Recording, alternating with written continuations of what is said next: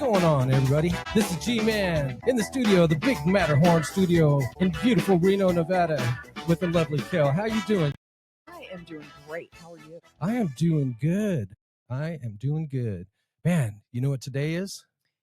The day after Ozzy died? Oh my gosh. Oh, yeah. What an icon. Yeah. And before him, of course, you had Malcolm Jamal Warner. right? Yeah. That was a shock. Ozzy, not so much. And I was just like, of course, that happens in threes. So I'm just like, right, who's next? ooh. And there was a big woo-woo on Facebook that Will Smith had died, and that was a big fake. Oh, he did a Smollett. Yeah. Unbelievable.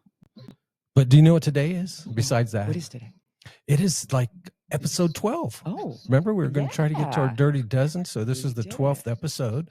And it is a follow-up to episode 7 when we had local civil rights activist Drew Rebar with auditing Reno 911, 911, I guess. Yeah, 911. We'll call it 911.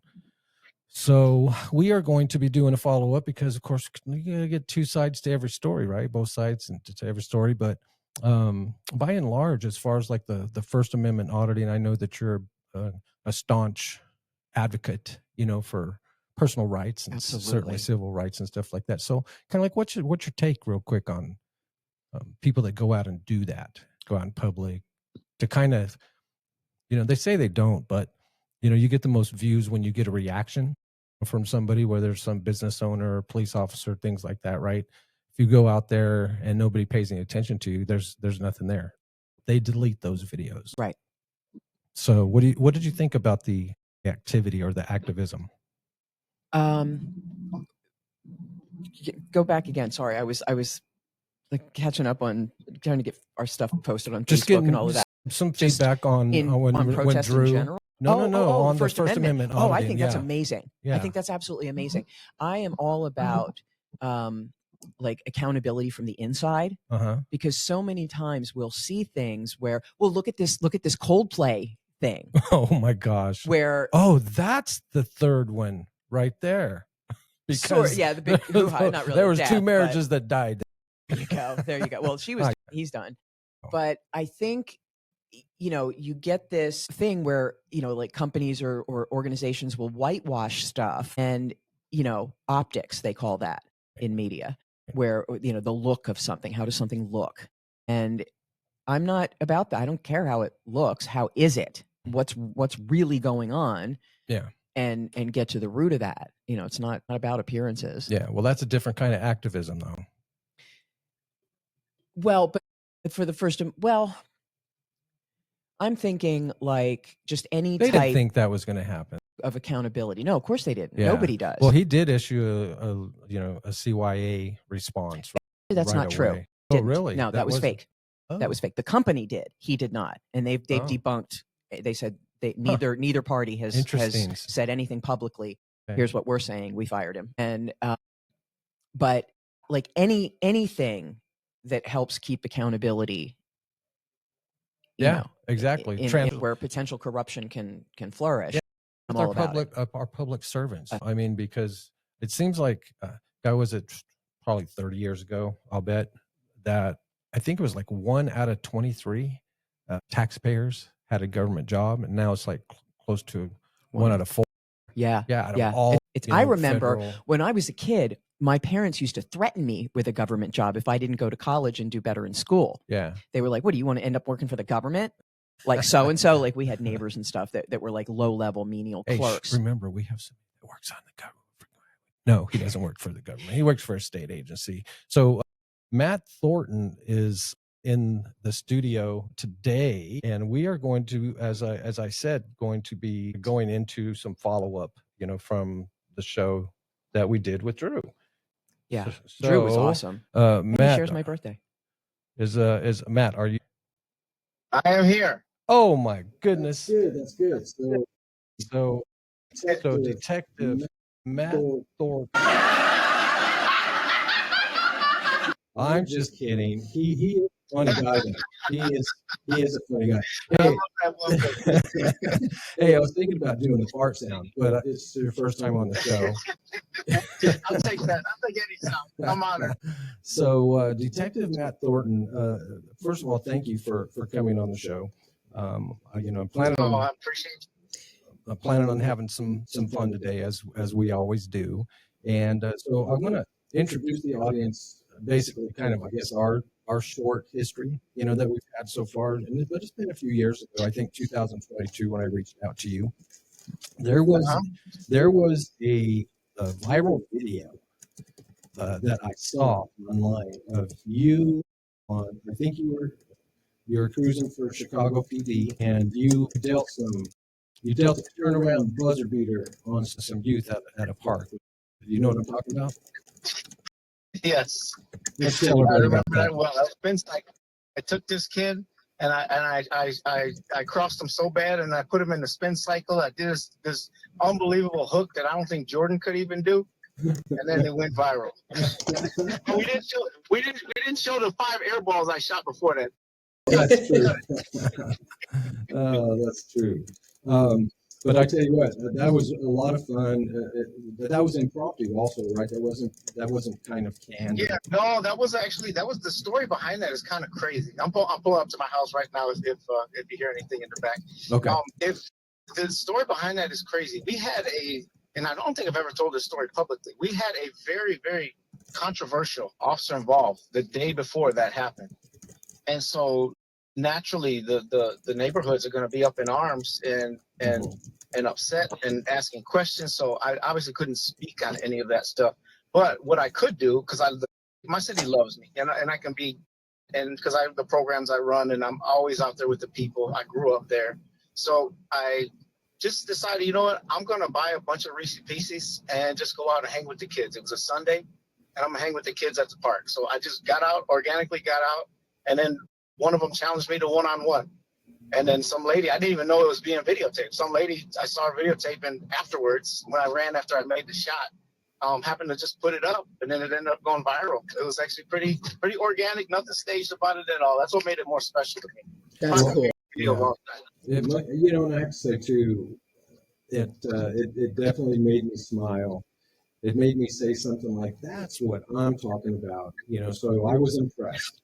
And then subsequently, I kind of checked out your online stuff and noticed and found out that you were an advocate for First Amendment auditing and for police to perform in professional manners and to be, more educated and trained and stuff like that. And so that's where I'm just like, man, I need to reach out to this guy because I, of course, have had my little journey, on the auditing journey as far as mine was more of a fly in the wall though, where 2007, I see this guy flexing at a sobriety checkpoint. And then in 2015, right here in Reno, Nevada, there was a guy that did a Second Amendment walking down 2nd Street with the AR-15. And, they did their due diligence and stuff, and ultimately let him go. There was no lawsuit. But basically, when I started really watching these videos, Matt, of course, a good, probably 5 years, I would say, definitely easily 5 years. I basically, as a cops kid, I was kind of just disappointed that law enforcement, from a training standpoint, wasn't on top of their game, and more on top of their game, I should say, in regards to areas that, say, burn, a police department or a city from being sued, right?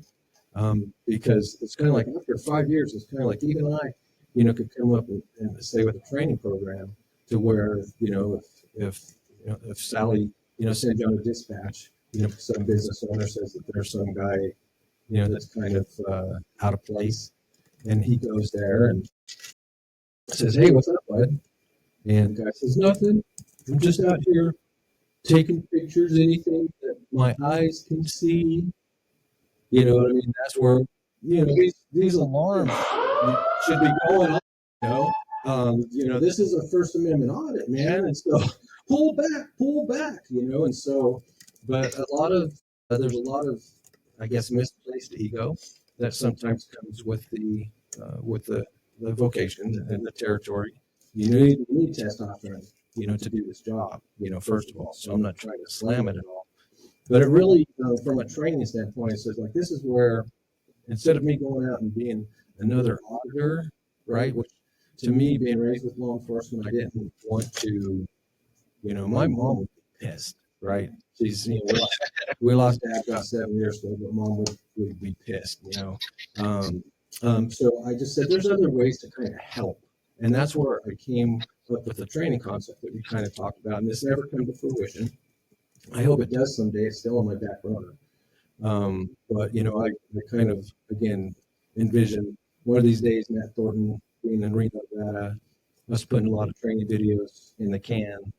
And what's that online training that law enforcement across the country uses? I can't remember the name of it specifically. Lexapol. Yes. Thank you. Yes, but I've already talked to them. They said anytime that we, kind of want to submit it, to their content people, we got our foot in the door. And then also, seriously, when say somebody like me from an instructional standpoint versus having a law enforcement officer up there doing the training, I think that would be something that from a credibility standpoint is critical also. So that's kind of our background. Is there anything that you would say to add? Is there anything that I did wrong? Yeah. No, not at all. I just, when we were talking about that, I remember that because to me, it's still in the back burner for myself. At the time is when I got really, I didn't expect to get famous or popular or whatever you want to call it. Right. I don't take myself very seriously. So overnight, when I went on, it was Sean Paul's show, I got all of a sudden, like overnight, I got so many people coming at me, either hating me or loving me, or come do this, come do that. I got TV offers. I got some of the biggest podcasters in the country wanted me to come on their show. And at the time, I almost had a nervous breakdown because I didn't expect any of this. I just got engaged to my wife, and I was just trying to settle in and start my new life, and it kind of got the better of me. It really did. So I kind of had like almost a nervous breakdown. When did this happen? Timeline. I would say 2022, I believe is when. Okay, so recent. This is real recent. Yeah. Okay. Yeah. Sorry. So I would say, oh no, that's okay. But that was when all that happened, and I got a hold of Grady. Grady was like it was a breath of fresh air. But then, like after a while, planning the wedding and getting everything in my life, it just like I didn't know what to do with myself. I was literally couldn't even sleep for like a few months. So I had almost a breakdown, but I kind of got it under control now. Okay.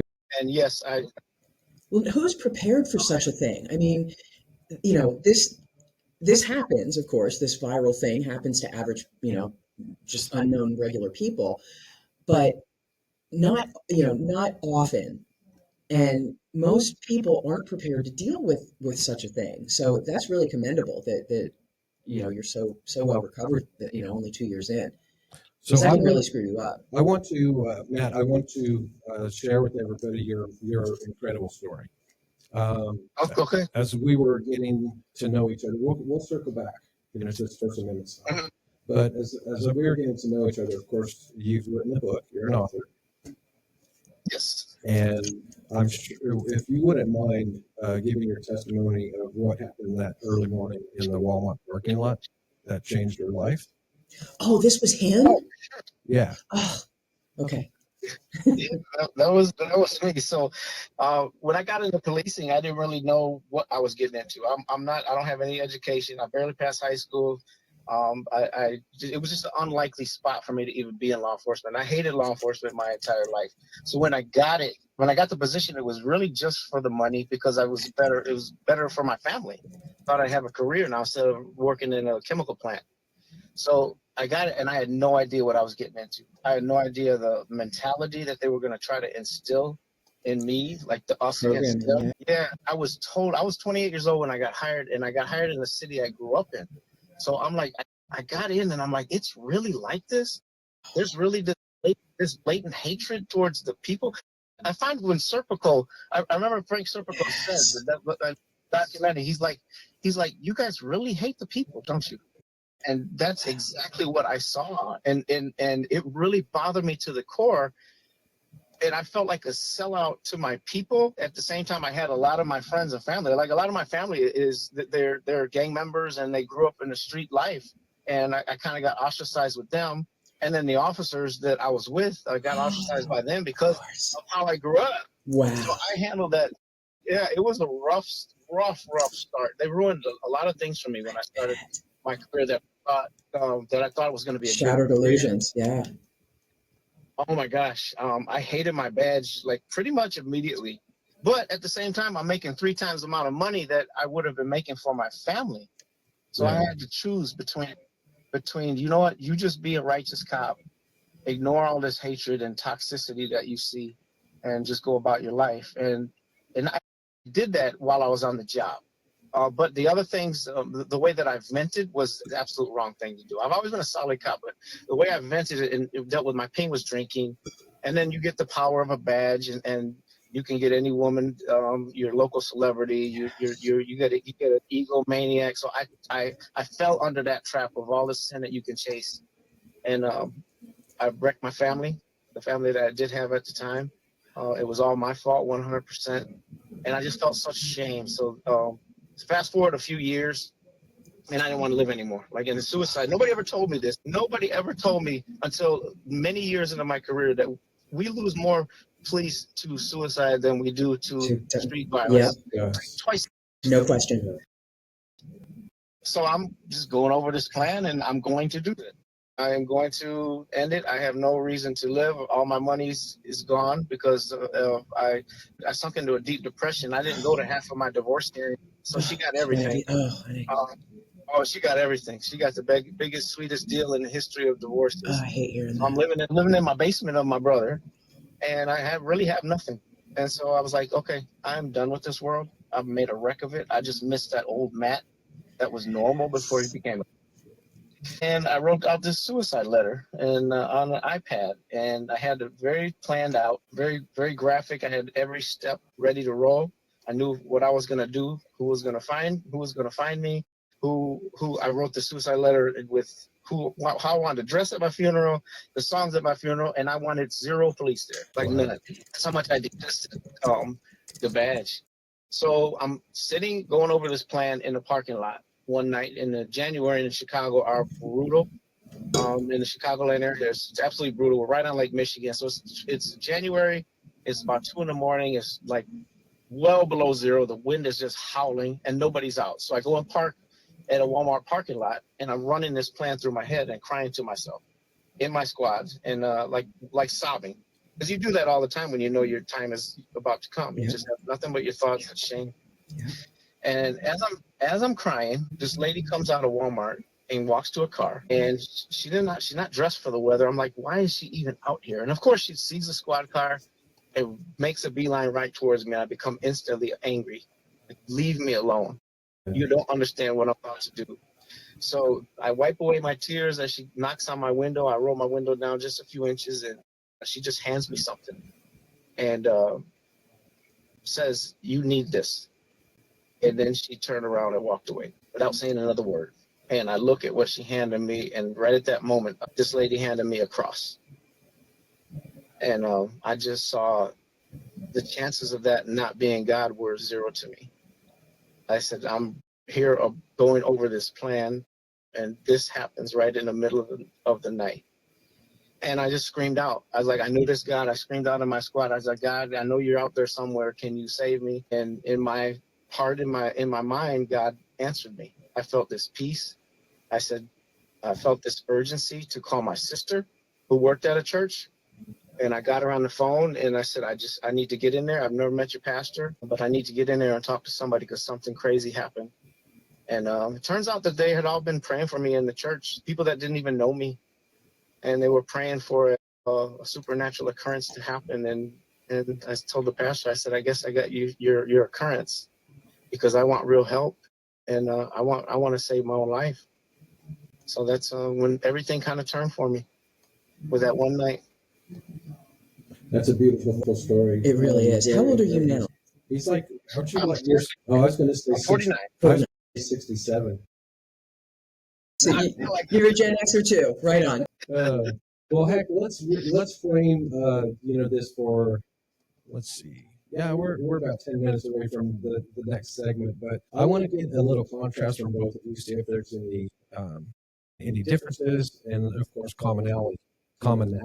But first you go first, Cal. Give Matt a little rest here, and let's define civil disobedience. And I want you to civil disobedience compare and contrast that against a protest versus riot. Why the distinction matters. Absolutely. There are big distinctions here because people think, you think disobedience, you think riot, fight, resist, blah, blah, blah. And that's not what it is. To me, civil disobedience it's nonviolent. Nonviolent civil disobedience, to me, that's not paying taxes, not doing things at work that you disagree with, that are clearly wrong for the collective. It's to me, civil disobedience it's not about so much about individual rights. It's about collective energy that says no more. And there are ways to go about it that are legal, that are not, that are safe, that won't hurt anybody, but send the message. I got it. Now, how about you, Matt? First, frame it with, it's kind of like the first time you found out about First Amendment auditing, and I'm assuming you were a law enforcement officer already. By the time you kind of caught wind of it. So tell us about when that happened and how you became an advocate. It happened, I would say, about, I want to say 2017. I was never a big YouTube watcher. I went on a trip with my family, and I saw a video of a guy doing this, and I'm like, wow, this is genius. So I'd say that's when I really got hooked. I've been watching them like crazy, like a madman ever since. But I understood that they have the absolute right. Now, I've always thought that in police work, because it was this thing in the cop world where somebody's videotaping you somehow it's supposed to bother you. Like I've seen cops over the years, like I'm like, why does it bother you? I used to call them out from the second my career started, going back to 2004. Yeah, like, because they want the ability. They want the ability to have to hide things if they need to control the footage. Yeah. Absolutely, to be able to control the situation. Control the optics. I remember back in the day, in my state, there used to be the wiretap law that you couldn't audio record somebody without their consent, which is ridiculous. That's in private, though. Yeah, right. Because anything. Yeah. I've seen cops try to use this to make them shut their cameras off, knowing that that's nonsense. So it really bothered me from the get-go. And I used to go off like on, you're not going to do that around me. Let them record. Like, it would really set me off. I used to tell people, you should act like you're on video 24 hours a day anyway. Like, you look like a clown, like you're trying to hide something. Yeah, exactly. Clearly. Exactly. Well, heck, Matt, you, I don't know if you remember this, but there was, I think it was, and again, I'm going to apologize again. I think it was like the 4th of July, a couple of years ago, there was something that happened where there was some shootings in downtown. And of course, I called you when I find out about it, and you were literally behind the vehicle as shots were being fired a couple blocks away. Isn't that correct? You were telling me about this, and I'm like, brother, why did you even answer the phone, man? Get off the phone. That sounds about because you're my brother, Grady. I tell you what, I was so taken back about that. It's just like, this guy's like Chris Tucker, Eddie. It's just like, what's the craziest day that you've had in law enforcement? Oh, craziest day that I've had. I would say the craziest call, like you gotta kind of categorize them. The craziest, the craziest scene I've been to, I believe, was a quadruple shooting mixed with a crowd, like a party of a gazillion people coming at us in a driving rainstorm, and I'm holding on to a guy who died in my arms. And then that was a pretty wild one. And then one of the victims takes off in the car, so there's a car chase with him. And that stuff like that, that's like totally sensory overload. That's probably one of the crazier ones I've ever been on. How long have you been in law enforcement now? This is my 22nd year. So 21 years, this will be my 22nd. I'll probably end after 22nd. All right. You're almost there, brother. So follow up on Kel's definition of civil disobedience. How do you define civil disobedience from an auditing standpoint? And say, of course, like most law enforcement agencies, correct me if I'm wrong, but they do swear an oath to the Constitution, which is the first law of the land. And so the argument amongst auditors is that you should at least know the first five of your job, right? And so, what is civil disobedience as an auditor? What does that mean to you? To me, I don't even see auditing as civil disobedience. I see cops. I think a lot of cops look at it that way, but I think that's the improper definition of it. That's a good point. I think civil disobedience to me is what Kel said. It's like you're kind of rebelling, but you're doing it in a peaceful, constitutionally protected way. You're not committing crimes while you're doing it. That's what I would define it. And what do you think drives somebody to transition from, say, a peaceful protest into resistance? What drives somebody from crossing that line, so to speak, as I guess Tom Homan would say? I would say it's usually the whole thing is volatile. It's like a gasoline was dumped on the ground. It just takes that one spark. And from what I see, it's either someone from the crowd will get it and then it goes, or a cop will say or do something that's inappropriate that makes it go. I've seen both. As you look through these videos over the years, what would you say if you're teaching a course? What would be the what, why, and how to do First Amendment auditing? Because my little draft, I have like 3 different styles. There's OG gangster. There's somebody like Sean Paul, and then there's somebody that when law enforcement pushes back, they just cave and just kind of become not complicit, but just compliant. Yeah, they throw in the towel. Yeah, they throw in the towel. So those are kind of like the 3 general ones that I see. But what is what do you think your kind of criteria? What do you see out there from the eyes of a police officer? I see all different kinds. I see the professionals, like the ones that do it the best. The Sean Pauls. There's a few other ones. San Joaquin Transparency Valley. San Joaquin Valley Transparency is a really good one. David, yeah. There's one around here called the Tyrant Terminator. Does it really, really respectfully. But then you got other ones that are the volume is turned way up. They're pushing little buttons, but for the most part, the ones I've seen, they're pushing legal buttons. They're still not doing anything illegal. It's not illegal to be a jerk. Exactly. And the cops should know that. So I back I need auditors to understand and know their laws. They know when they're pushing past something they can't do, but they have to be solid on their laws. And that's what Sean would tell you himself.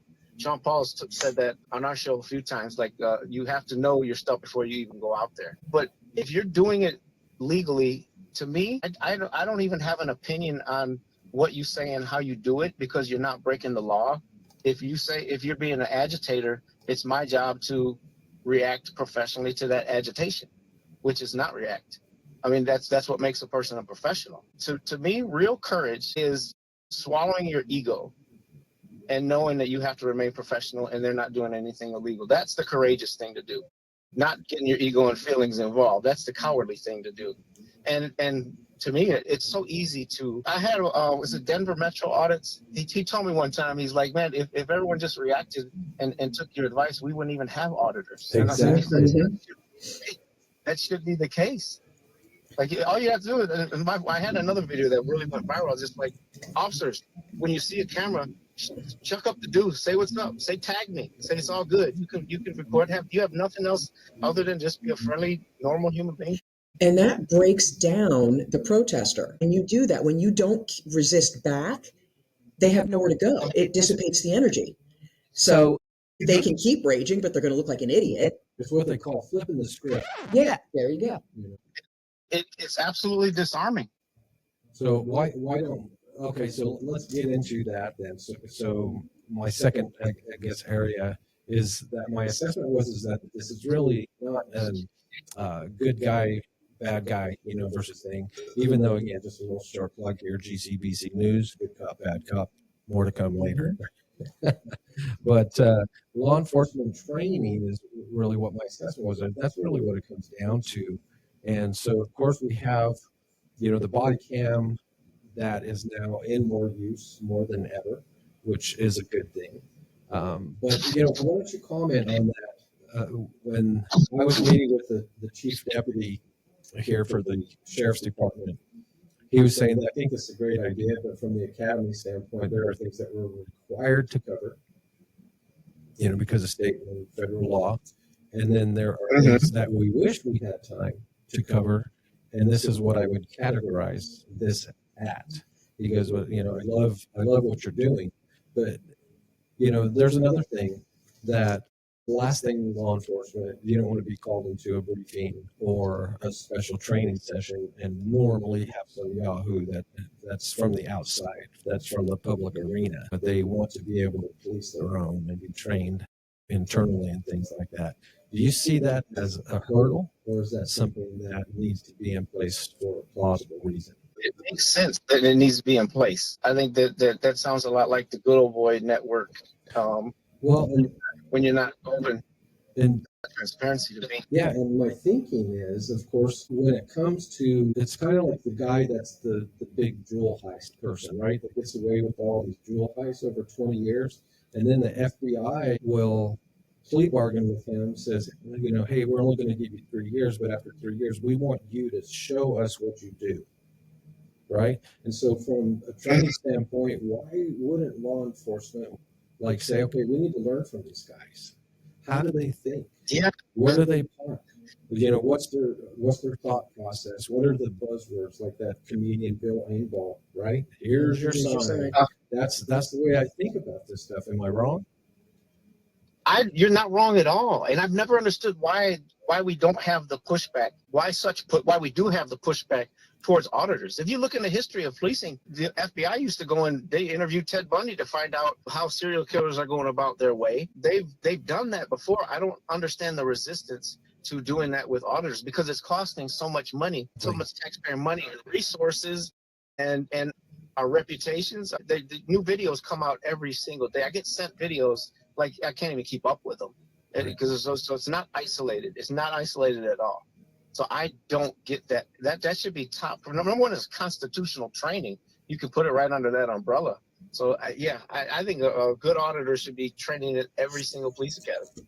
Now, and of course, there's a reason why, of course, the powers that be, so to speak, are reluctant, from doing it, because you still have to pay for training. You have to allocate the resources and set the time aside, the bandwidth and stuff like that. But with the need for it, what do you think? First of all, I guess, do you think it'll ever happen where there will be training in post academies for, say, even the first 5 amendments and how to, of course, know your stuff in the field? I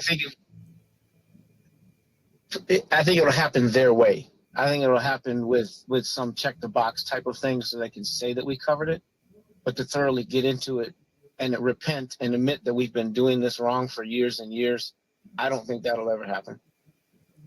Yeah, it'll have to collapse first. There's no way. There's so much in corruption in between, law enforcement, the government, the Vatican. There's so much. This is why they call it revelations. We're in the middle of it. It's kind of it's like Carlin said. It's a big club and we ain't in it. Right. Yeah. So in order for it to come down, it's going to have to collapse. It's going to have to be pulled down from the inside. And what'll happen is these corrupt people, the corruption's going to get so bad that the organization can't continue its original mission because things are, it's so dirty underneath that, it can't be. And then once the people like Matt hit their limit and start going, hey, wait a minute, or they get caught up and turn, go the other way to look better. You know what I mean? Like they get caught. So now all of a sudden they're waving the flag for, we've got to root out corruption. We've got, how people do, you've seen people do that sometimes. Yeah. But either way, as long as they're on the right side of the message, it doesn't matter what their motivation is. They call that virtue signaling? Virtue signaling. Yeah. Yeah. So Matt, now, in the last couple of years now, you have let's uh, get over to another track real quick. So you have changed your location where you're practicing law. Tell everybody about Well, you talking about my jobs? that. Yeah, because you're not patrolling in Chicago anymore, correct? Yeah, no, I was never in Chicago. I Oh. was in a city just north. I was in a city just north of Chicago. Ah, okay. Yeah, yep. But you're able to Yeah, do something more with kids, which is your passion. Yes, my passion was with, because I was a ball player growing up in my city, and my pastor, the one who mentored me after the incident at Walmart, he mentored me for like a year, and I never told anybody what happened at that Walmart for like a year. I never told that story because I thought people would think I was crazy. Right. So what ended up happening is he's like, you're a ball player, you grew up here, you're well known. Why don't you start an organization? And I put him off for a long time, and then I finally, just to get him off my back, I invited my son, who was a freshman, and 6 of his friends.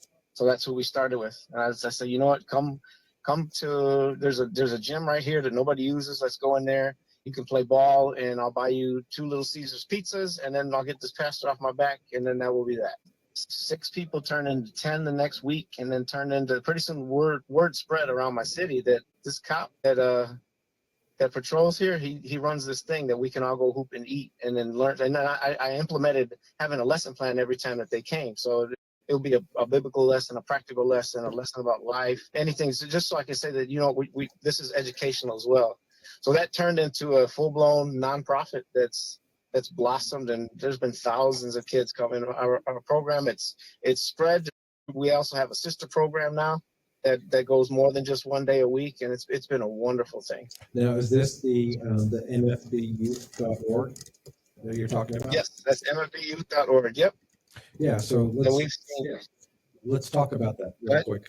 Let's tell everybody about it, how it started, what you guys are doing, what your charter is, your mission statement. Yeah, our number one mission statement is to save lives.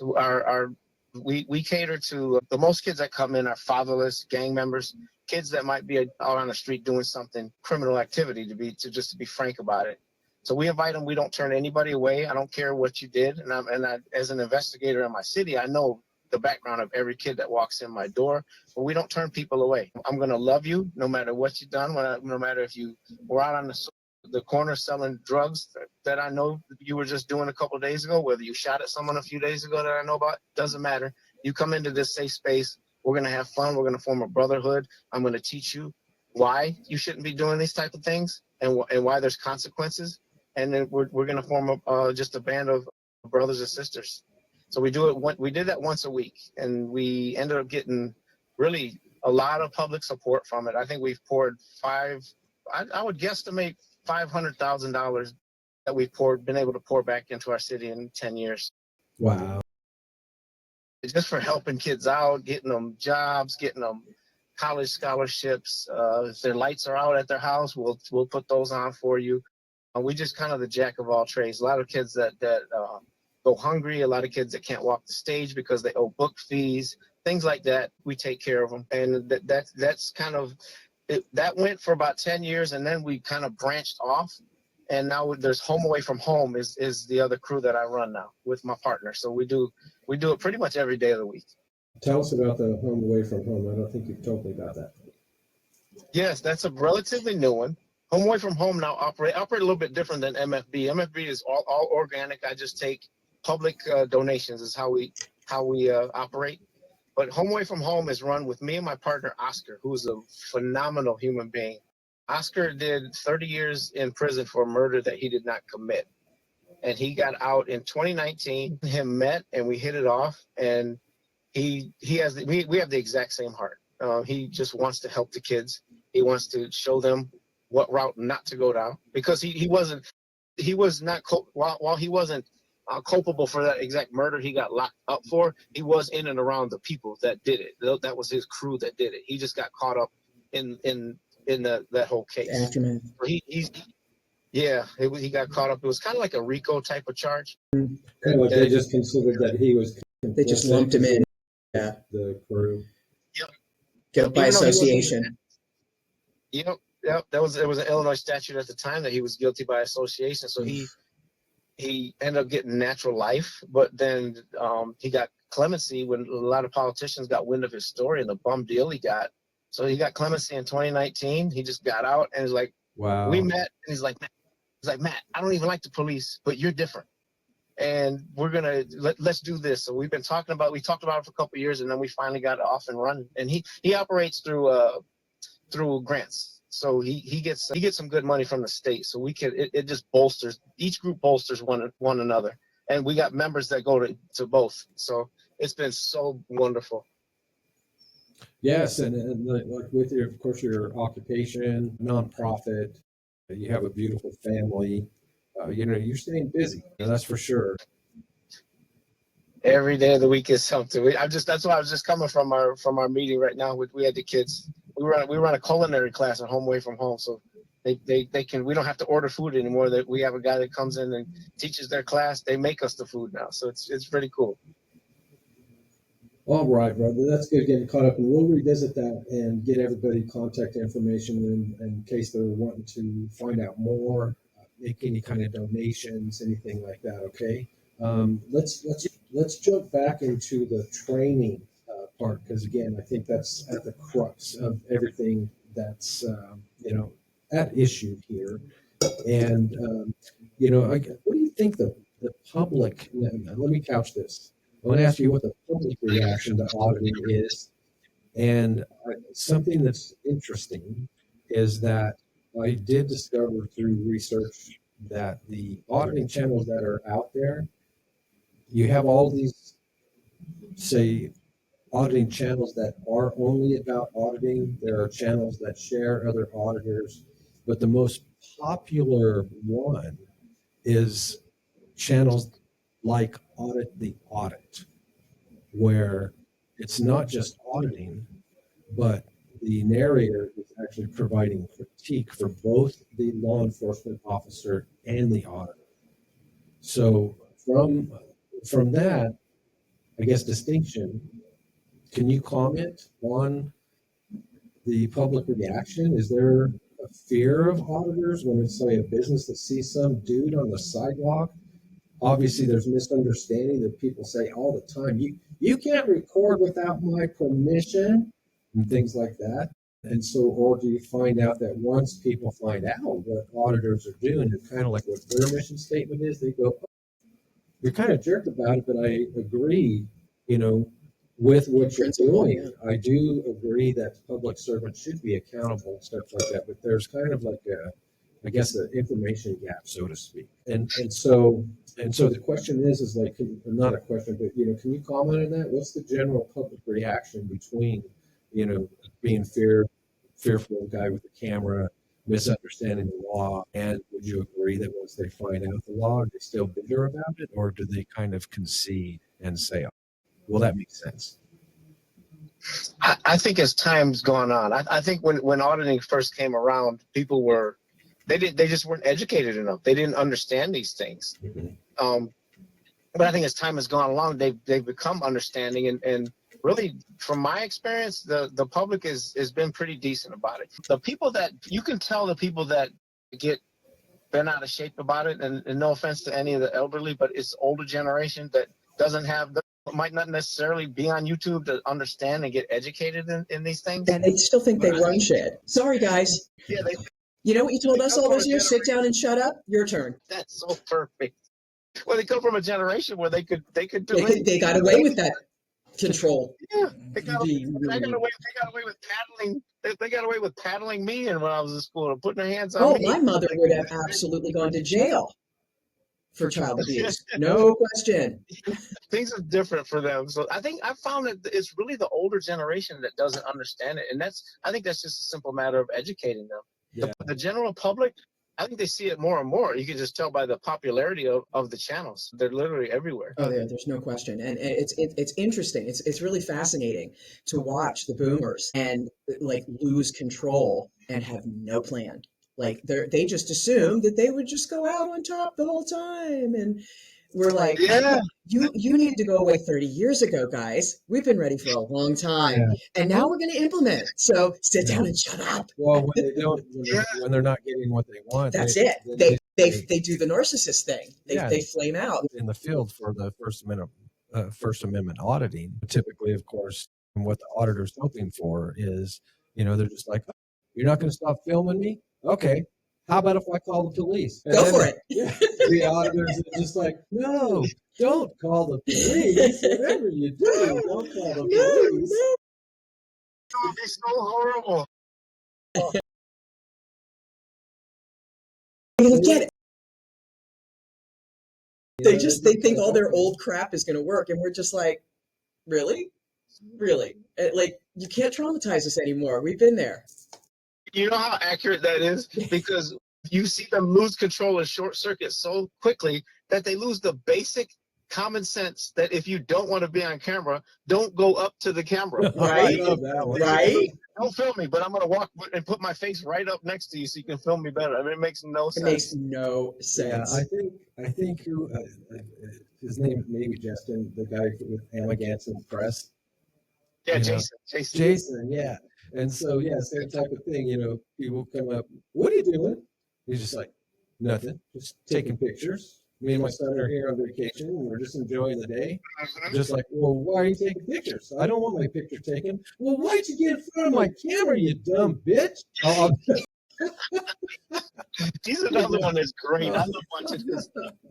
Too funny. Now, every once in a while, again, there was, speaking of Amagansett, I can't remember, I think it was somewhere in Colorado where his son, I think, was 17 or something like that. This idiot, just like subtly, I think he pushed him or something like that, but puts hands on a 17-year-old, and the dude got arrested.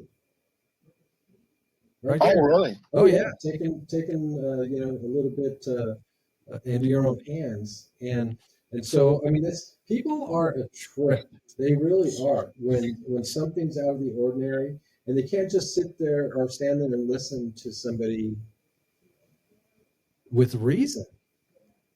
If you would just calm yourself down and listen for 10 seconds, you'll understand that this is harmless, and there's cameras everywhere. So that what you're saying right now doesn't make any sense. So just back away. How much time does law enforcement training spend on de-escalation? Not enough. They're taught I'm going back to my own academy. We are taught to it's all about control. Controlling the scene, right? Yep. There's all officer presence control. And to me, it's so detrimental. And we need to spend all of that time on just de-escalating things. And you can just see it come to fruition with all the stuff that you see. I just did a video the other day on that kid in the car that gets his window broken and punched in the face a couple of times. Did you see that one? Mm-hmm. Yeah, they did nothing to de-escalate that. They go right to just tough talk. You're gonna do what we say just because I said so stuff, and then right to hands on. To me, it was reprehensible. Well, and that's interesting because again, it's that same, do as I say, not as I do, like that control, that old patriarchal control, mechanism stuff that immediately dysregulates your central nervous system, takes you, into fight or puts you into fight or flight. You're more compliant. I mean, they know exactly what they're doing when they do that. And when it's fear on their part. It's usually fear on like they normally they should just be like, hey, let's check out the situation here, looking to get in some information, can I get your ID, whatever. But when they come bullying in like that from the get-go, they're scared. Matt, comment on the technique with auditors. I tease my wife about this all the time because she knows she's come in plenty of times and said, oh my God, you're watching another one of those videos. And so comment on how most police officers react when somebody says, as I say to my wife, I don't answer any questions. She gets mad. I'm sure that goes over well. She knows okay. It's a scientific fact that when you're operating from your ego, you're thinking from a different part of your brain than your common sense part. Great point. And it's instantaneously, you can tell if this is an ego cop or this is a cop who understands that he works for the people. Because when somebody says that to you, that means, you know what, that's awesome. They are exercising their Fifth Amendment right. They know their rights. Yes, look at the history of the Fifth Amendment. It's crazy because that was made with the British in mind, who would make you talk or torture you or do terrible, terrible things to you. So the fathers of our country put that in place exactly for that reason. So you didn't have to answer to somebody beating you. You didn't have to incriminate yourself. So it is, to me, it's a beautiful right. I encourage everyone to use it. I say that as a cop, that use the rights that are granted to you. I don't get mad at you. Well, I'm proud of you. and it's like Sean would say, that if you don't use your rights, you're going to lose them, right? Mm-hmm. And so, Yes, that's so true. mentioning these historical anchors like MLK, of course, who was assassinated, because of exercising his civil disobedience. Of course, Rosa Parks. But Vietnam, I'm like 9 years old, something like that. But I can remember the disrespect and, with the protests and stuff like that. But in today's tone, as far as civil rights go, let's talk about law enforcement boundaries and, what you guys are having to deal with out there right now under the current, I guess, climate, with the immigration or the illegals. Now, and again, just to kind of frame this, now your ethnicity, are you Spanish? You're Hispanic, Latino? I am half Mexican, half Irish. Whoa, your else is like half good time. Tacos and boiled potatoes. I love it. That's quite the combo. Love conquers all. That's yes. So, but for civil rights and stuff like that, first of all, have you ever done an audit, or have you had an audit done in a city or been on a call for an auditor? I have been, yes, we've had audits done in our city frequently. We actually have a well-known one, and I'm watching, somebody sends me the video, and I'm watching these officers, and I'm like, don't make me make a video on my own PD. They passed. Luckily, they passed. I thought one ran his mouth a little more than he should have, but they passed. I've had auditors come and audit me, and really once they realize it's me, they're like, oh, that's just Thornton. And then they're not going to get nothing here. I remember hearing that specifically. Oh, that's Thornton. We didn't get no material. We're barking up the wrong tree here. Because they know my stance. But I think it's kind of spread in my PD. I've been very vocal about why are officers making clowns of this entire profession with this thing. So I've been very vocal around every patrolman, every boss in my PD. So I basically told them, y'all better not screw this up ever, because I will do a video on you. That's right. That's like you get an F on your report card, and that's going to be your penance right there. Oh, yeah. So I think, go ahead. No, you go ahead. I think that law enforcement it just depends on where you're at. There's a temperature and a mindset on each individual department in this entire country. And for the life of me, I can't understand why we still fail these. I really don't. It's such a simple concept, and how we keep stepping on our own feet is just, it's mind blowing to me. What do you think the responding officers' fears are? I mean, what are their tension points? I think they're control. I think they're control freaks. I think they have such big egos and narcissistic tendencies that they can't control that, so it immediately rubs them the wrong way. They're taught that you are to control everyone on every scene, and this is something out of their control that they cannot stop, and it rubs them in ways that, I mean, all you gotta do is watch the internet, and they react in ridiculous ways that I don't know what it's going to take to make them stop doing that. We can speak on that different ways. I think would, but it's so ridiculous. Well, I think, to your point, what I want to talk about is of course, when this does unfortunately occur, when a citizen's rights, whether they're an auditor or not, when a citizen's rights are being violated and they ultimately talk to an attorney, if there's any kind of recourse, that's the citizen retaliation, right? Because law enforcement, let's say that I don't answer questions, and then this guy can hem you up and just make it longer, There's things that law enforcement can do, or even any kind of government, even office worker, they can make things a little bit more difficult for people because they're not cooperating with them. And if they do violate their rights, somebody's getting sued. Now, the officers are protected under what is it? Qualified immunity. Thank you, Matt. So for qualified immunity, so what are the things that an officer does to lose his qualified immunity? Because there's advocates that think that we should do away with it and civil forfeiture, correct? Yes, I'm one of them. Okay. I think that. Go ahead. No, I was just going to say, so what happens in the field? How does an officer screw up? What are the particulars that lead to somebody losing their qualified immunity? Because I think, again, correct me if I'm wrong, but the way that it is, if they're screwing up, so just like, hey, you're violating my Fourth Amendment, I'm letting you know right now. So if you search me, you're going to be losing your qualified immunity. So is it basically an auditor or a citizen giving them a heads up of what they're doing? And if they still bull their way through it, that's when they open themselves up. Yeah, you can lose it at any potential time that you blatantly violate anybody's civil rights. That's what it was. That's what is supposed to work that way. A lot of times these things get worked out before it comes to even gets to the point of qualified immunity. Mm-hmm. I think the standards that we have should stop at the Fourth Amendment. We don't need any extra immunity from anything. If we violate the Fourth Amendment or the First Amendment, it should be immediate. There should be nothing that we're immune to, because that's to me that's blatant, and the punishment for that should be super harsh. And that's literally what they ended up charging the Rodney King beatings. Is they got that nonsense verdict of not guilty, but then they got him for civil rights violations.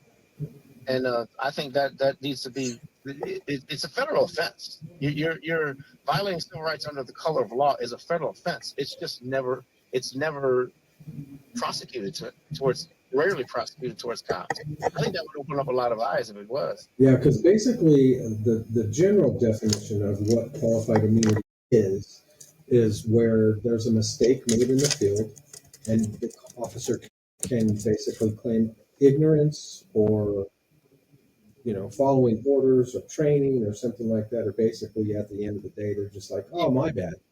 Am I too far off on that? That's basically why people can't stand qualified immunity. Exactly. Yeah, that's what it comes down to a lot. And to me, there's levels of everything. There's good faith mistakes. If I run your name and I accidentally type it in wrong, it comes back with a warrant and I keep you for a minute, that's a good faith mistake. That's a human factor error. But when you see blatant phones smacked out of people's hands, you see people, obviously, anytime you brutalize or physically assault somebody, that's a violation of the Eighth Amendment. Like, when it's blatant, there should be way more harsh punishments than these slap on the wrist, suspended, and you get paid while there's a 3-month investigation. That's what the public, I think, is sick of. What about dispatchers? As far as like when there's a call coming in, say from a business owner, because I've heard auditors comments about this. Then when they answer the call and they're just like, hey, dispatch had us come out here because the business owners are uncomfortable with you filming out here. And then, but does the dispatcher start asking questions just like, is he on your property? And if he's just standing on the sidewalk, why can't the dispatcher at that point tell the person, well, it doesn't sound like he's breaking any law. So if there's something that he does something wrong, comes to your property, you ask him to leave, he doesn't leave. You see what I'm saying? Is that too much? Yeah. Is that too much to ask for the dispatchers to be trained in this regard too, so that way we're not wasting our tax resources? I wonder how many millions of dollars in resources have been wasted over calls like that. It isn't too much. It's not too much to ask. Or the guys even hanging around instead of just like going as code 4 and getting on with another more important call. Yeah, and it's wasting resources. It could be squashed right at the dispatcher level. I remember having a call back in the day where somebody called the police and wanted one of us to respond because the Coke machine took her dollar. And this is a true story. And the dispatcher simply said, there's no crime. We're not sending anybody. It should be the exact same way. If there's somebody, oh, he's filming. Okay, is he on public? Yeah, is he yelling anything? No, he's just standing there filming. Okay, there's no crime. Do not We're respond. not filming. Yep. Yeah. Yes, yes. Well, I don't understand why it's not like that. see, this is a thing too, and this is a big problem government wide. And I don't care what branch you're in, what division. There needs to be a like an oversight management that is not within the organization. You know what I mean? Like an outside third party. It's supposed to be internal. It's supposed to be affairs, internal yeah. affairs, but they're still within the organization. They have to work with those Yeah. same men day in and men and women day in and day out after they've ratted them out. That doesn't work. You can't do that. That's what I'm saying, though. You They can't don't do that. It's they don't got to let a be an third party in. independent, Yeah. you know, even if it's a quote unquote government entity, but like one that has no benefit Mhm. to enabling the corruption to continue. Like, you know what I mean? Like from completely outside, Mhm. you know, mission of being able to look in at this stuff and say, absolutely not. Yeah, but you know, isn't that what the FBI is? FBI is still police not officers. really. They're Well, they're that's not true. for internal though. They're Yeah, so you're outwardly saying it focused. has to be somebody totally outside of law enforcement? I mean, With a psychological background, Mhm. with a behavioral background, you know, analysis background, project management background, maybe even IT for Mhm. systems that can recognize patterns in people, you know, like objectively recognize patterns, not be looking at them to get them or whatever, like observing everybody in the organization and coming up with reports on each one based on their patterns. You can run this shit through AI now and it'll tell you like that. It's amazing. Mhm. And if that's what's going to end up starting to happen is organizations are going to start using AI to profile their employees and see based on their behavior what the patterns are. Just feed this stuff in. And I mean, they could take videos. They could take body cam videos, feed those in, and say to AI, find me the patterns here. Find me the negative patterns. Find me the positive patterns. Find me what works, what doesn't. It will, and that's what's coming. So they're not going to be able to get away with it much longer, and that's why things are escalating. We're in I call it the agitation phase of the washing machine. We're in the it gets worse before it gets better phase, where everything is collapsing down the funnel, and something is about to stop it. We're about to block that funnel and stop this downward spiral and go, okay, we can't keep doing this, and everybody knows it. Everybody knows it. The corrupt more than anybody deep down. They may not be conscious of it, but their bodies know that they're doing wrong, and it's going to catch them up. How has this, I guess, negative little dose in, let's say, the last 10, 20 years, Matt? We know, I think, Chicago police, I think a couple of years ago, they lost like 1,000 officers, like over the course of a couple of weeks or something like that, especially right after COVID, right? And so from a recruiting standpoint, how does the viral videos of First Amendment auditors and them looking like they don't know what they're doing, they don't know what they're talking about, how does this come into play as far as recruiting in law enforcement? I think we don't use it. I think we don't use it enough. I don't think we recruit the way that we should. It's still, I haven't seen any change in the recruiting process. It's like you keep doing the same thing over and over again, you're going to get the same results. Something has to change in the way that psychologically we do things and the way that has always been done. I got dropped from one of the police jobs I tried because of a background, of a charge that I had from a decade earlier. Yeah, and it's ridiculous. But that's how it still is. That's why I see. I had my hands on. I used to do the background checks, and I'd see other guys doing that and questioning certain things. Like, no, this guy's street smart. We can mold him if he's trained correctly and recruited correctly. We can mold him into what we need him to be. Well, you were saying that's kind of like how you got hired, right? Do you think? Yeah. I mean, because you had a good street background, and you were saying they're not going to hire me, and somebody told you just like, bro, that's what they're looking for. They're looking for people that have a little bit of street, savvy about them. Yeah.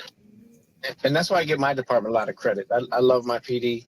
I give them tons of credit for taking a chance on me. But yeah, I think a lot of times too, on the flip side of that, the recruits may get scared because they see these auditor videos or these cops failing, and it's like, man, we're going to be under that much pressure. So it kind of plays under both, falls under both ways. Yeah, it can be a little bit intimidating. If you don't like the camera, I've never seen a camera I didn't enjoy. So I love video cameras. So let's talk about basic risk versus reward lens between auditors and law enforcement. So the risk versus reward. Okay, so you're out there with your camera, you're saying, "Hey, I'm going to go film police in the course of their duties," and so the auditors, they may be, of course, looking for online fame. There may be some auditors that are out there that are looking for the adrenaline rush, right? And then, of course, there are auditors that are out there looking to score, because if somebody screws up, they'll say, "I'll sue their ass and make some money." Now, the officers, the risk versus reward, basically is that you either are going to exercise discipline or you're not. So you're going to engage in the ego, lack of de-escalation, or you are. Some officers may not care if they get sued, right? Because they can, of course, hide behind their qualified immunity, and it's not their money, right? Mm-hmm. And then the thing that you're kind of talking about from a recruiting standpoint is that there's a suffering of the public trust. And then some officers like yourself care about that. And it's almost like, I hate to be cynical, but it seems like most officers don't care about the public trust. So that was a lot of stuff there for you to comment on, but under the basic banner, risk versus reward, comment again your experience, your observations, and things that you've experienced between the auditors and law enforcement officers in those regards. I said I've never had a problem with the risk reward factor when it comes to an auditor. If he wants to do it, it doesn't really matter to me how he wants to do it. If he wants to do it for clicks, if he wants to do it for education, if he wants to do it to make money. I think most of them are a combination of all three, and God bless all three. It's capitalism at its finest. If you can make money doing this, I hope you make a lot of money doing this through YouTube and stuff. So I think the risk that you take when you're out there is obviously your freedom, and that's why I hold auditors to such a high esteem, because they like to call cops heroes. Really, these auditors are willing to risk their own freedom to stand up for rights that we all are granted. So that's why I've always held them in a high esteem. They're like little superheroes to me. Yeah, right. What's the name of that one guy? God, I haven't been on his channel in a while. I'm sure that he's out by now, but I think his name's Chewy. Chili. Yeah, and he was a little hardcore that one day where he got arrested, but boy, did he get his ass handed to him. For like 5 months or something like that. What happened? Yeah. Quite often. Okay, man. You share the story. I've seen the video, but Kel doesn't know what happened. Tell everybody what happened to Chili. Yeah, he ended up getting arrested for I think it was interference.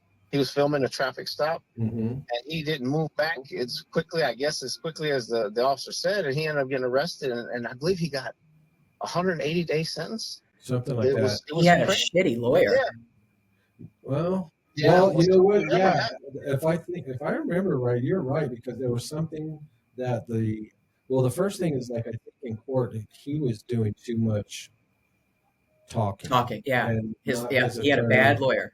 And his attorney really wasn't versed on a very important juncture, if I recall correctly. But there was something. Chili said something. He said something that the judge took insulting, and she just threw the book at him. And once he was in jail, they had some recordings, I think, of conversations or something like that. And something in those conversations made the matter worse. So Fifth Amendment. Anyway, very, of course, comment on everything that you know about it, but he is very contrite. But it was like, you got to watch out there, because again, he's very in shape. He's definitely an alpha male. He talks about that in his audits all the time, how he's an alpha male. It's perceived as and he definitely made a misstep, that caused him some time. And I would, with the basic mission of what auditors should be doing, that was something that's categorized for me under FOFO. Mm-hmm. Mm-hmm. Yeah. I felt horrible when that happened. That's a shame. I know why he does what he does, because he's told me a story, but he didn't deserve what happened to him. It was just, And that's more ego on the part of the judge, getting butthurt. It kind of reminded, but it was sad, because the sad part about it to me is it's almost like reminding Americans that, you're up against a giant, and they did that on purpose. They do that on purpose. They use people as examples to show, look at how big and powerful we are. Well, he had a reputation, certainly, with Las Vegas Police Department by the time he was standing in front of the judge. Oh, absolutely. And I'm sure they were trying to nail him. They wanted to hold him up. They wanted to make an example out of him. And he, unfortunately, gave him the fodder. Here's the thing: you shouldn't have a reputation for free speech. I disagree with anyone judging any free speech. Absolutely, the government is wrong here. I mean, legally wrong, almost treasonously so. Yeah, we're not advocating for what happened. No, not at all. I'm just saying this is what happened. The system uses things like this specifically to just subconsciously put that, that message and that energy out there that we don't care what you do, we will find a way to get you. By the time you get to court, the game is they want you to dress up and they want you to kiss their ass. And they expect you don't know the law. Yeah. So you need to go informed. Yeah. Find out the law, find out the actual law, and then find out the sovereign law. Right. And how to go about it. There are ways to go about this. Don't ever represent yourself. They do not like that. They are going to unless you go in the right way. Unless you go in the right way. There are ways to do this. But in a general sense, they want you to hire an attorney, kiss their ass, and pay big bucks, ruin yourself. Am I wrong, Matt? You were spot on. Well, you remember the story I was telling you about? Oh, go ahead. Go ahead, Cal. I was just going to say the system is created by lawyers for lawyers. Period. I mean, the court system, the whole quote unquote justice system, which we do not have. We have a legal system, plain and simple. So what's the current status on the Chile saga? I really don't. I haven't talked to him lately. Okay. I know he's working on some things. He's out. I believe he's looking to probably get some sort of lawsuit about what he had to go through. I'm not sure. I know he's working on some constitutional things. Mm-hmm. I wish him the best. I love the guy. Does he have a good case? Did he actually break a law, or did they get him for something? Well, from what I saw, it didn't look like it. Like what they charge him with, they're supposed to, again, under the legal definition, they're supposed to be a physical, type of interference. If there was anything. So if he gets a good lawyer, they can probably physical, anything like that. The law enforcement officer was kind of trying to push his weight around. Chewy didn't respond, to him. As a matter of fact, I think he said that he had asserted, the law enforcement officer asserted that Chewy came at him when actually the video shows that he actually took a step back. Interesting. But he didn't give him as much room as he was wanting or something like that. So, again, it was just... I just know it got thrown out in the middle of the days he was doing it. It got tossed out. Was it a jury trial or a bench trial? I think it was bench.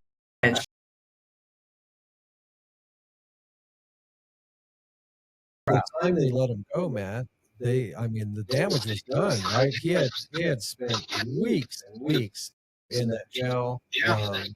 He kind of spoke out again. I don't know the particulars, but it was not a comfortable situation for him at all. He was in there with some bad hombres, so to speak. So, You know what that reminds me of? You know what that reminds me of when I was talking earlier about my partner Oscar? Mm-hmm. And he did that murder that he got 30 years for. Here's what he did. He was an 18-year-old kid, and they offered him 11 years. In Illinois, you do half the time, so he would have done 5.5 years. And he said, I wasn't even there. I'm not going to take 5.5 years for something I didn't do.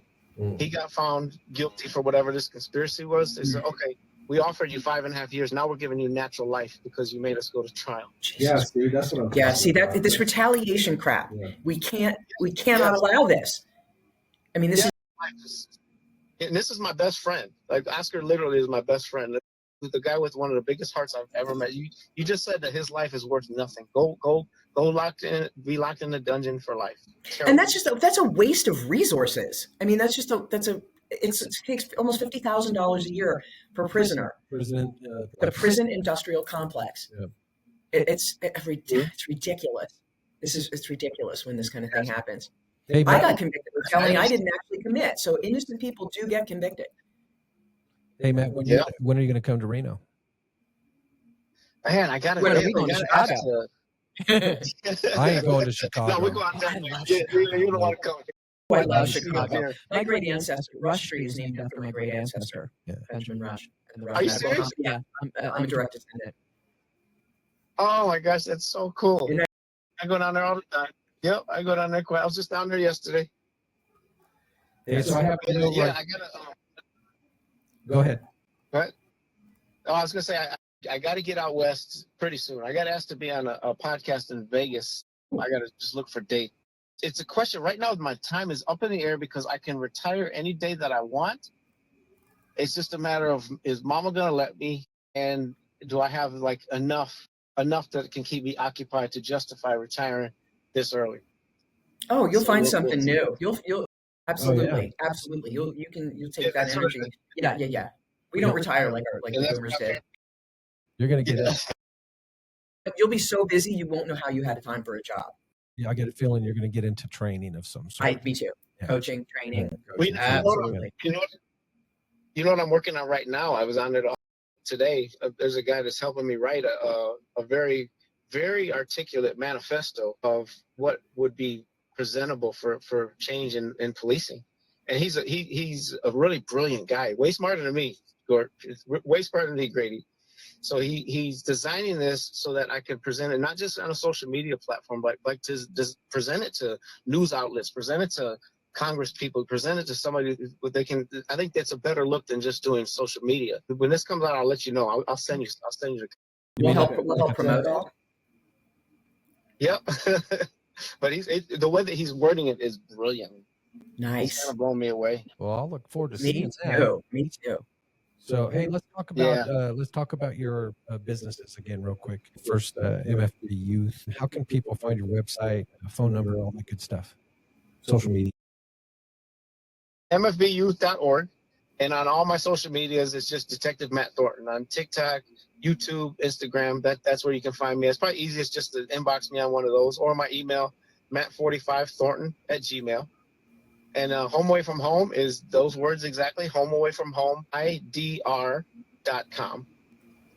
And you can support on the websites, and we do so many wonderful things. There's wonderful stories of kids that we've saved and helped and loved and got on their feet. The city that I come from, it's a lot of Chicago transplants, so we have tons of violence in our city. There's no case that I haven't worked. We're a very poor city, but that's why it just drives me to help get lives for these kids. I love them all. Did you say Zion is where you are?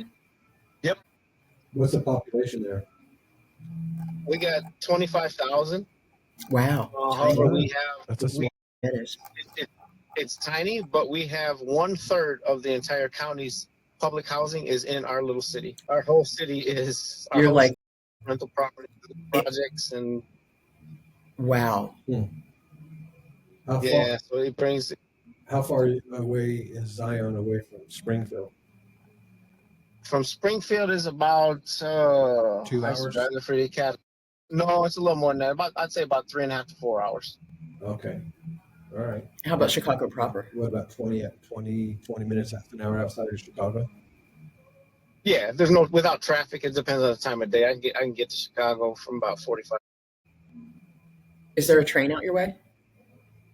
Oh yeah, I just rode it Yeah. yesterday. Nice. It's easy to ride the L. I love the L. Yes, sir. I hate Oh, I love transportation, but I love the L. That was great. Mhm. So, what is the end game for these organizations when Matt Thornton isn't able to participate in the daily operations?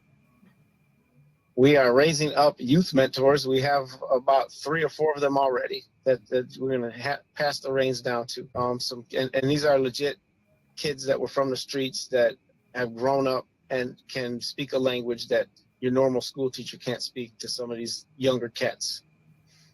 We are establishing an apprenticeship program with our school district around here and with the station. Would that be something that would be viable, as far as like incorporating with any of your entities or your school?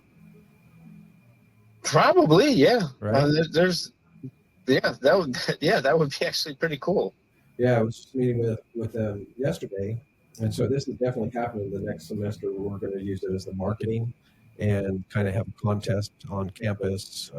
Basically, we want to be talent. We want to learn how to do the engineering behind the scenes, type of things.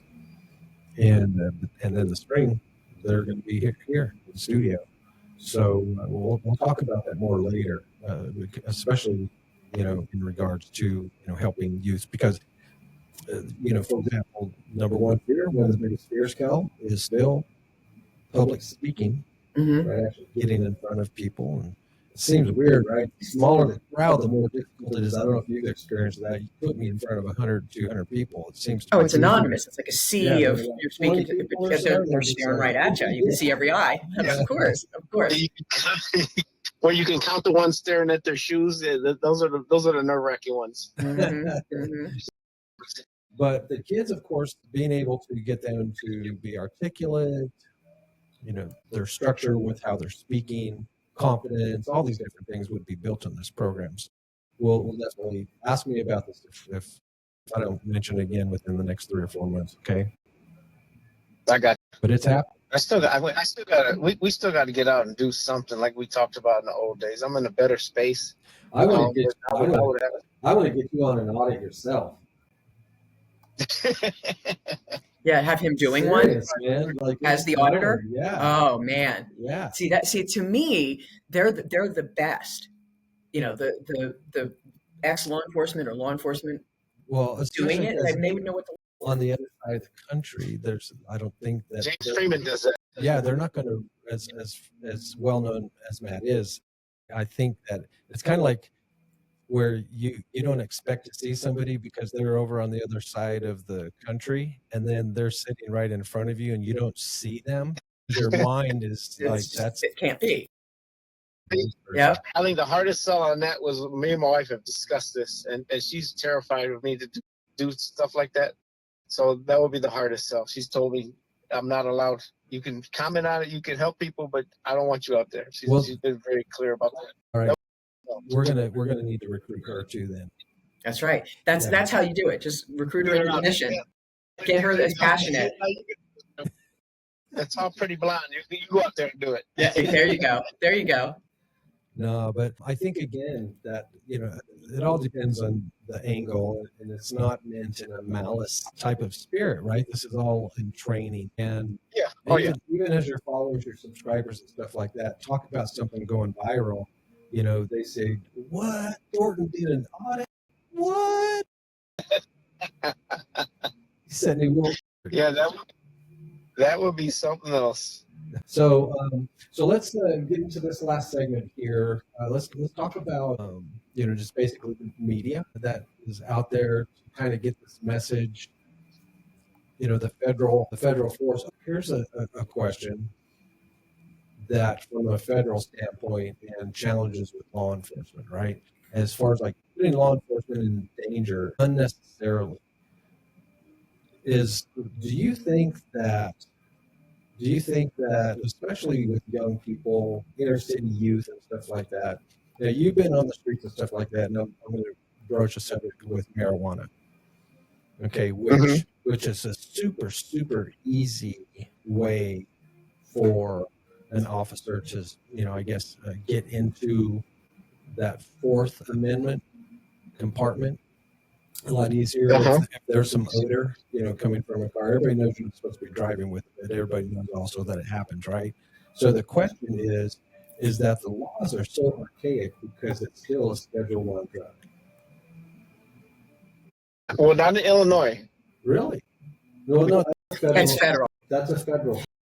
It's legal in Illinois, but it's still federally illegal. So that's always hanging over our heads. Yeah, I'm a medicinal patient. Yeah, I guess you're right. Yeah. I guess you're right. So, not to put you on the spot, but there are some nefarious reasons why, and I think, of course, it's fair to say that you could at least agree that back in the day, I would only assume that before you got into law enforcement, you probably tried it, at least around it, and to Absolutely. to compare the effects that a person is under marijuana and comparing that to cocaine and heroin and all these other things. That is a joke. Again, it takes away all credibility that our legislators seem to say that they want. So I guess the question is, do you see that ever happening? Is it, from What, becoming federally legal? Well, at least being not. Absolutely. It's in process. It's going to happen. There is a bill that's passed the House. There's no question. It'll happen. It'll happen eventually because it's too much. Like they want it. They want us on these drugs. That's why it's been interesting. So with they don't care. Drugs aren't illegal because they care about our health. Well, they're illegal because it's a racket. That's true. Would that make their policing a little bit easier, Matt, if they were to do that, take that off of Schedule 1? I would, yeah, absolutely. I think it's made it a lot easier by legalizing. Absolutely. Yeah. Because it just takes that total thing out of the equation. Less young people run from us.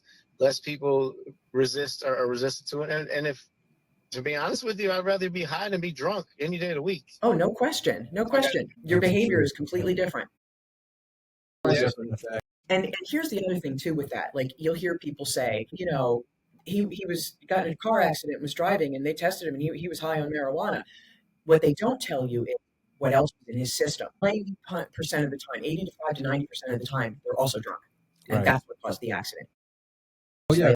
The effect of that drug, it shuts down your central nervous system or your coordination and stuff. Hey, do you know, Matt, how many people play basketball at a high level or football and they smoke? I'm talking good athletes. Oh, lots. Oh, yeah. Yeah. Definitely in the NFL. Shoot, I was in college freshman year and I smelled it on a couple of the guys. One of the guys eventually got a scholarship to Fresno State. And I was just like, it just proves this doesn't impair you. What we've been told about is bullshit. You guys smell like weed. Did you guys smoke before practice? And they just looked at each other. They started busting up. They're just like, this is a farm boy, stuff like that.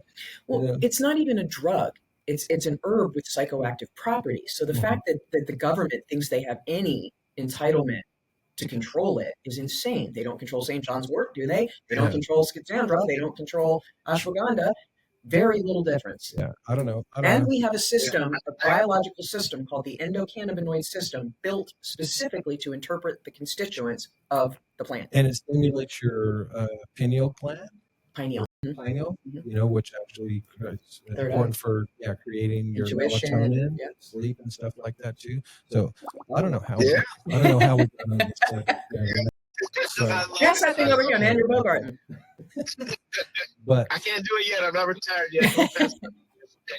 I like it. That would be an amazing day. We were supposed to have lounges here by now. They have a couple in Vegas, but we haven't got them here yet. No cameras. So back to the role that social media has in regards to civil rights, civil disobedience, transparency. Do you think that these platforms, are they kind of fuel for the fire, or are they a tool for transparency? I think they're absolutely a tool for transparency. I think they've brought so much. Whether you like it or not, you're getting it. If you don't want to be transparent, we're going to make you be transparent because we're going to be out there with our cameras and until you fall in line. That's why I'm so for the auditors. Take your cameras out, film our interactions. Feel free. Would you say that your department has you've made them aware, but do you think they bought into why auditors do what they do? I think it's about 50-50. Yeah. I think some, you'll still have the egotistical cops that think, they're a bunch of a-holes, they're agitators. Like, no, it's not what they're doing. That's just you. You're the one with the problem. Yeah, if you do you should be doing your job like you're on camera 24/7 anyway. Yeah, if you do get pushback, is there any rational, plausible reason that they give you? No, just ego and Thornton, you run your mouth too much type of stuff. Gotcha. Well, have you gotten Officer of the Year yet? I got Officer of the Year, let me see, I got one in 2017 and one in 20, I want to say 15. Well, I got that's a couple good. times. I think Yeah, I did get it. I got the, since I've been running my mouth as much lately, I don't think I'm gonna get that anytime soon. Well, at least you popped a couple of them. You got a couple of chips, so screw Oh those yeah, guys. yeah. They can't take those from me. They got to understand. My hero growing up was Ric Flair, and if I'm getting a reaction out of you by something I say, then I'm all for it. I'm not gonna. This mouth don't shut. What is your feeling on any kind of censorship? Say, let me just ask you, I guess, straightforward. So, if I threw a FOIA for Freedom of Information Act, if I requested body cam footage, what would be the criteria that they would redact something or take something out? When would they legally be able to do that? Legally, it's mostly juveniles. Certain things about pending cases, names, confidential informant names, type stuff like that. From what I've seen, it's made sense, and I haven't had an issue with it from what I've seen so far. But then again, every department operates under different policies and different dictators, if you have one. So yeah, I've with RPD, I've never heard any pushback from that. Okay. A little closing discussion. I think this was in the outline, but the national need for body cam laws for public transparency. And of course, I can't remember. Here's the deal. I think it's Here's the Deal that they talking about the need for this to happen as far as law enforcement agencies across the country. Anytime that you're required to interact with the citizenry, that when you're doing that, you are required to have body cams. So, do you know the current percentage of law enforcement agencies that are requiring body cams on their officers? I know it's a rare PD that doesn't have them. There's so much grant money out there we can't afford them as a tool anymore to stay away from them. It's a rare thing where they don't have them. Okay. But the thing about that though is how your department's policies tell you to use them. I'm not the big total transparency guy. I think you should have your audio and your video running whenever you're doing anything except in the bathroom. You should be totally transparent, like you were working for the people. And I also think, because they have the technology to do this, that citizens should be able to have access to watch that certain footage too. Yeah, why can't they like create a stream and then you can actually just go into a website and access any particular day that's in the archive? Yeah, I mean that if you really want transparency and people to act right, I think that's the way to go. I love it. Like you got to be an open book. I mean, and that goes with anything. Like I compare it to why my wife knows all my codes in my phone. I have nothing to hide, so check all you want. Exactly. All you guys pick up on that? All you guys out there, for sure. Yeah, I got nothing to hide, baby. Here's my code. You want to take my phone? Go ahead. That's exactly right. You might get bored of you might see a lot of Ric Flair videos in there, but other than that, we're good. I love it. Now, how long have you been married now? A couple of years, right? Yeah, 2 years to my wife.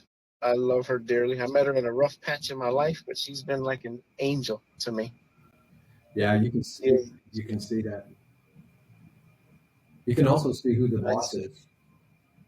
Oh yeah, Tennille is the boss. You have one of your kids is playing in college, right? She's getting ready to play college volleyball. She is phenomenal. My Jamie Renee is a super athlete. She's tall, like probably about 3 or 4 inches taller than me now. She's stretched out. And she pounds that ball like nobody else. She is explosive and she is fun to watch. Tell me about your my ink story. Which one? Well, Why I have all my ink? Yeah. I have ink to me is really it goes back to kind of like therapy. People cut for therapeutic reasons. It's kind of like therapy for me. And it's really all my ink is. It's all my ink is people that I love dearly, people that have molded me growing up, and people that I've lost. So that you'll see, if you read me, there'll be just names all over me, and it's just all people that mean everything to me. And I always tell people I get tattoos from myself. It's not to impress you, but these are all from me. And it's just the body's just temporary. Exactly. Yep. And the streets love my tattoos. I go right down in the neighborhood, right down to the projects, and that's where my tattoo artist is. He's a great dude. He's always taking care of me. Have you ever had any assignments where you had to go undercover? No, I've dressed in plain clothes and watched some stuff before plenty of times, but not like where I interacted. I think I'm too well known in my city to that was kind of not an option from the get go. Yeah. Too many people know me.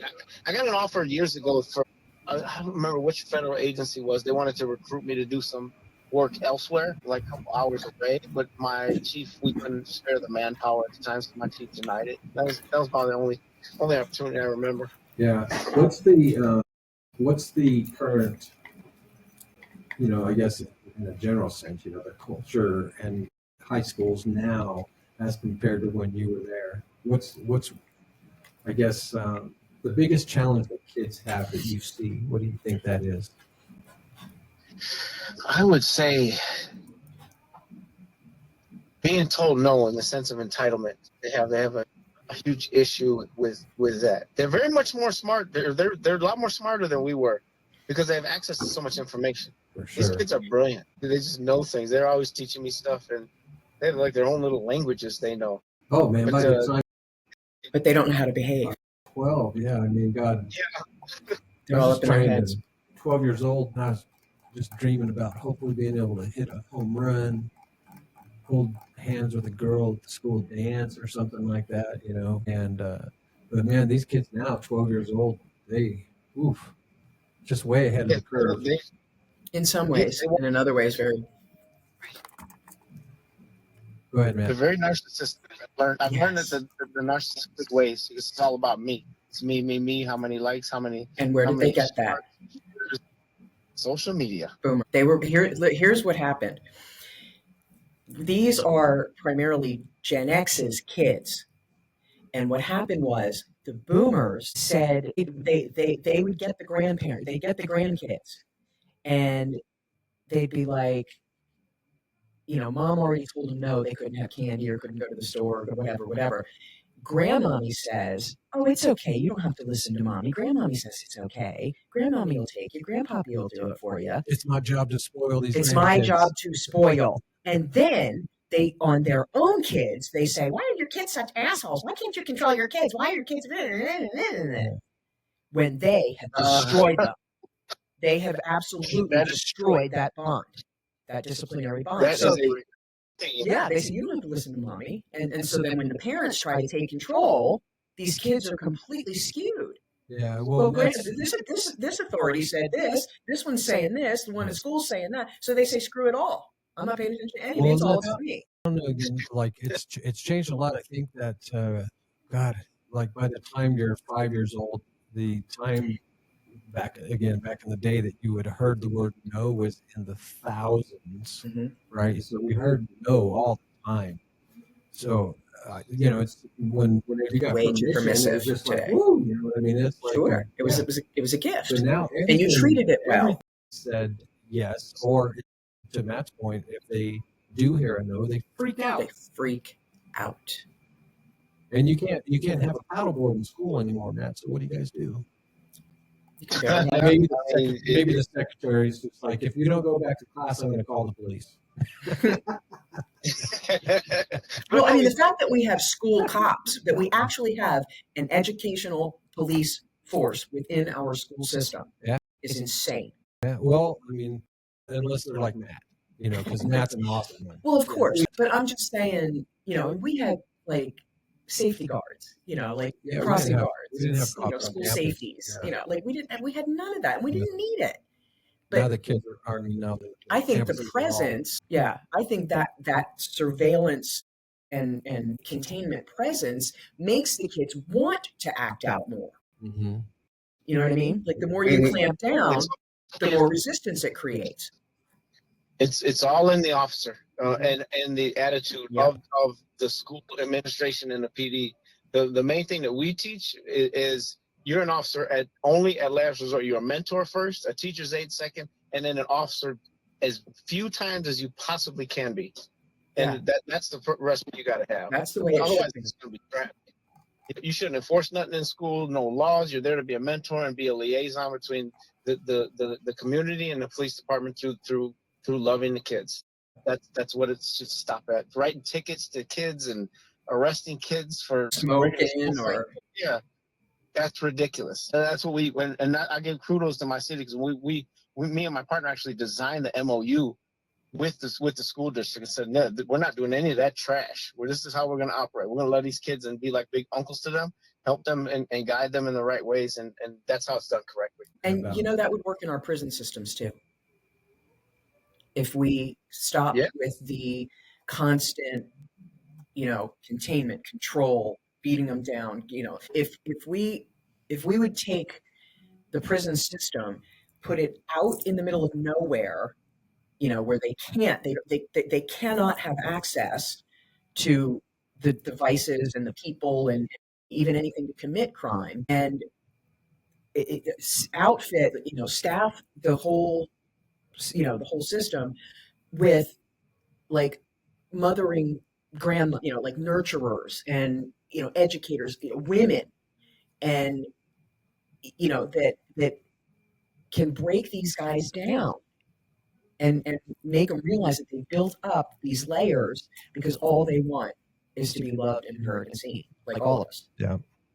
You're always looking for a place to fit in, when you're a kid, that's for sure. So, man, well, hey, Matt, I want to thank you so much, good sir, for being on the show. And just to remind everybody, this has been Detective Matt Thornton with... I get serious now. Yeah. Thanks for your service, man. I consider that as much as much a service as our military. So cool. And I'll be talking to you later, brother. Teasing next. It's a pleasure on us too. Mm-hmm. So next episode of What's the Matter, we're going to be talking hustle, right? Specifically, we're going to be talking side hustle, Kel, about how people are basically having to stretch their dollars and all that stuff. The American dream, as you have talked about before, it was a mirage. Mm-hmm. It's getting more and more. But anyway, from Etsy shops, side hustles, empowering the everyday entrepreneur, is just a symptom of a broken system. So that's what we're going to be talking about next week. And so this G-Man from Kel and Detective Matt Thornton signing off. We'll see you next week. See ya!